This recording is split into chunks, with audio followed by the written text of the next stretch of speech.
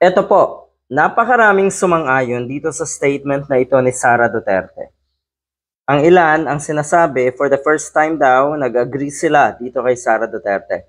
Nag-agree sila sa tinuran sa statement na ito ni Sara Duterte. Oh, ayan. We agree with Sara Duterte. Ito po ay mga loyalista, 0 votes for Team Duterte. Kung ganon ang gusto niyang ipakahulugan sa kanyang statement. Ano ba ang sinabi natin sa Sara Duterte? Pa-cute na naman po. During a series of campaign activities in Manila, alam niyo naman, nag-iikot yan. Gusto niyang mapanalo o maipanalo ng mga katunggali ng mga kongresista na tumatakbo uli. Gustong ipanalo ni Sara Duterte yung mga katunggali ng mga kongresista na tumatakbo uli ng mga miyembro nga ng Quadcom. O ayan, naglilibot yan. Sina Benny Abante, Congressman Abante, Congressman Joel Chua, yung kanilang baluarte, yung kanilang distrito, talagang binisita ni Sara Duterte. At naandyan, syempre, si Isko Moreno sa likod niya.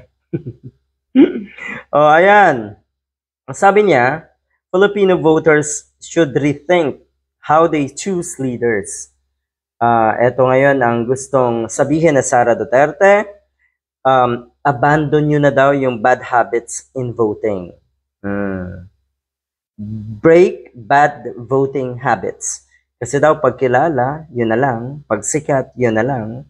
Pag may mga katunggali or pag may mga kaalyado na kilala, malalaking pangalan, yun na lang. So tama. Kasi yan ang gusto nyong isipin ng mga panahon. No? Yan yung ginagawa na itong mga Duterte ng mga panahon. Kasi ngayon, kung makikita nyo po, sa PDP laban, wala naman dyan na sabihin na natin na talagang dikit sa mga Duterte mulat sa poll, malaking pangalan. Sabihin na natin na mga Duterte rin ang apelyido. So talagang wala. So yan ang gustong sabihin natin si Sara Duterte na, oy, iboto nyo ngayon yung mga baguhan. O yung